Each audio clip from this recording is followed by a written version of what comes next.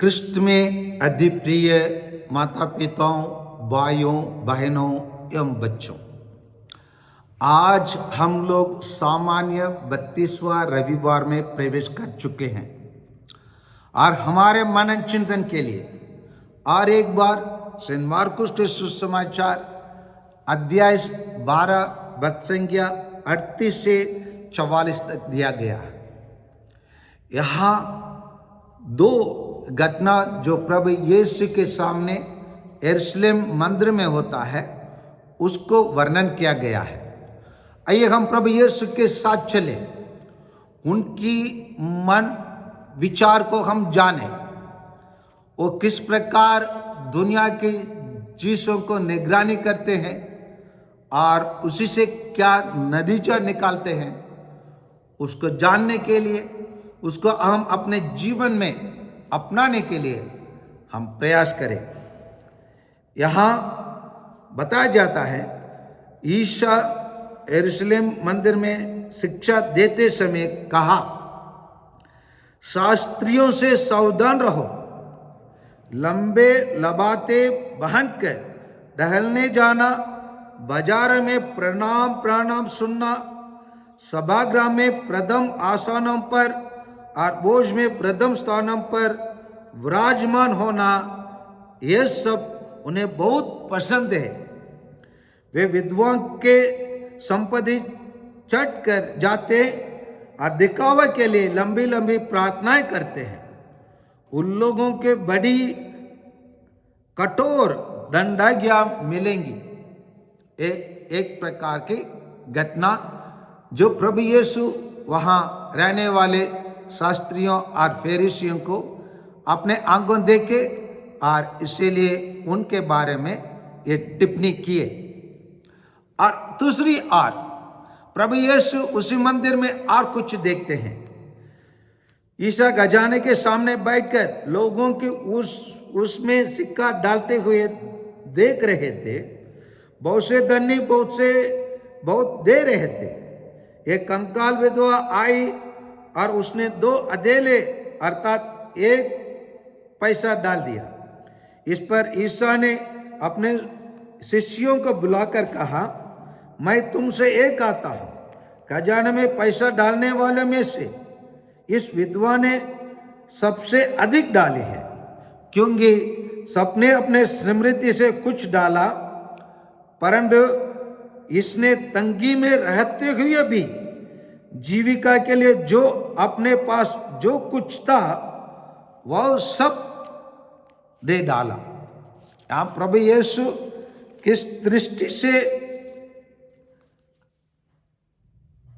कोई घटना को देखना है, उसी तरीका प्रभु यीशु देके प्रभु यीशु उसको तारीफ करने लगते हैं और कहने लगते हैं उसने अपने पास जो कुछ था वह सब दे डाला।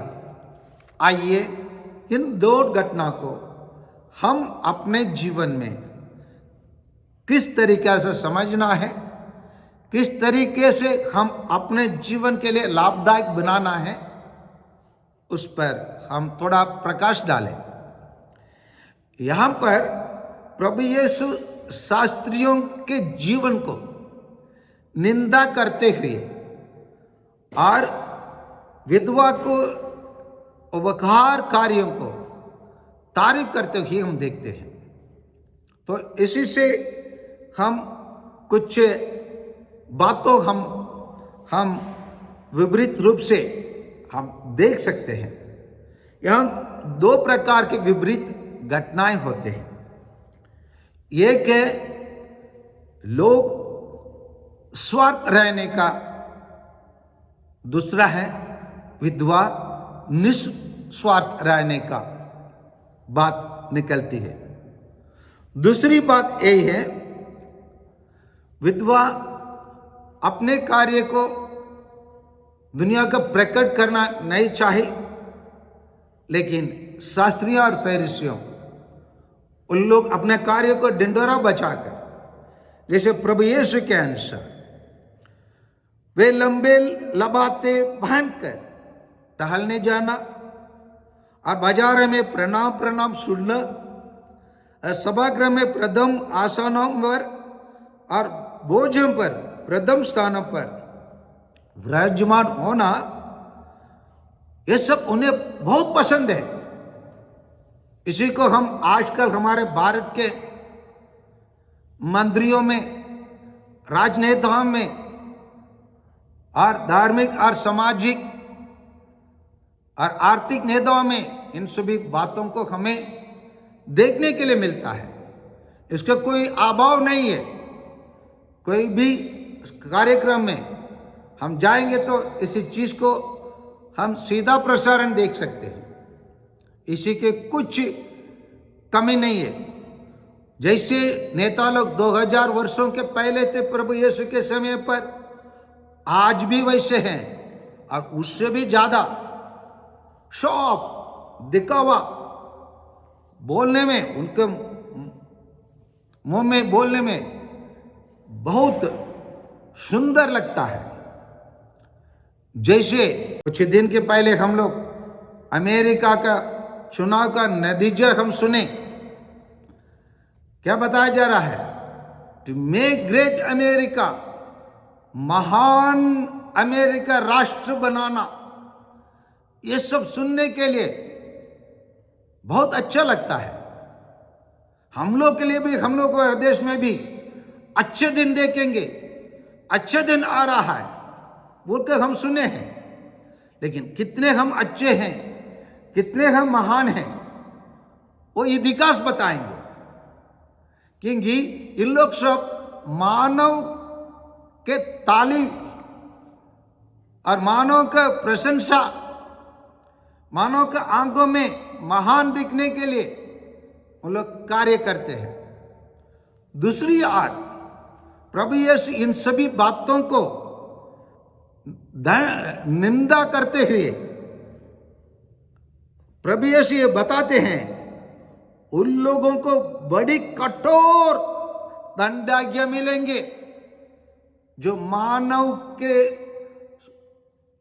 मानव के दृष्टि में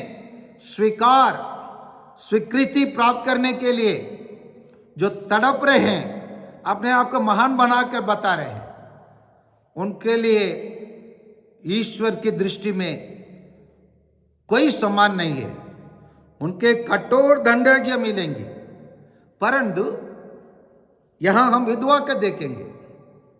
विधवा निस्वार्थ है, वो कुछ दिखावा का काम नहीं कर रही है, वो एक संदेशवाहक, एक राष्ट्रदूत जैसे एम्बेसडर का काम कर रही है।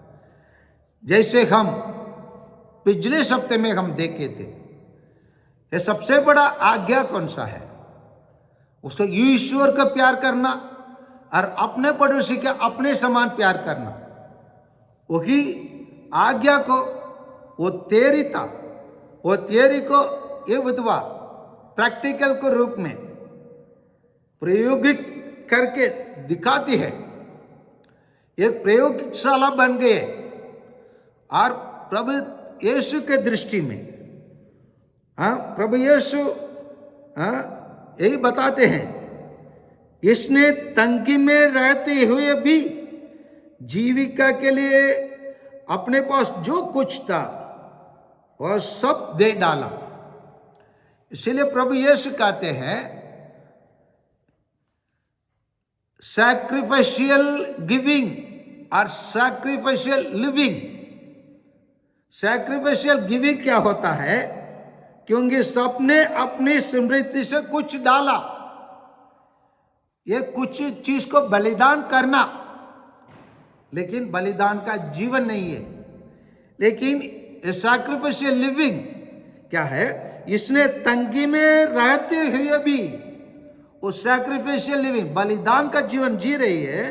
जीविका के लिए अपने पास जो कुछ था वो सब दे डाला। इसलिए कृष्ण में अति प्रिय माता पिताओं, भाइयों बहनों एवं बच्चों, प्रभु यीशु हमें आज निमंत्रण देते हैं, हमें एक तरफ चेतावनी देते हैं। हमें उन शास्त्रियों जैसे, उन राजनेताओं जैसे, उन धार्मिक नेताओं जैसे और उन आर्थिक नेताओं जैसे हमें जीना नहीं है। अगर जिएंगे तो हमें बड़ी कठोर दंडाज्ञा मिलेंगी। अगर उससे बचना है तो हमें इस विधवा के समान जीना है। कैसे जीना है? हम जो भी कार्य करें उसका स्वीकृति ईश्वर दे, मानव नहीं है। क्योंकि मानव अक्सर क्या चाहता है? वो प्रणाम सुनना चाहता है, वो प्रथम आसनों पर बैठना चाहता है, लोगों की स्वीकृति के लिए वो तड़पता है, वो प्यासा है। मेरे लिए एक मेरा स्पिरिचुअल डायरेक्टर वो एक बार बताया, अगर आप स्कूल के काम में सफलता पाना है और राजनीतिक लोगों से जुड़े रहना है, उनको कभी कभी कुछ सांस्कृतिक कार्य में उनको मुख्य अतिथि के रूप में बुला दे।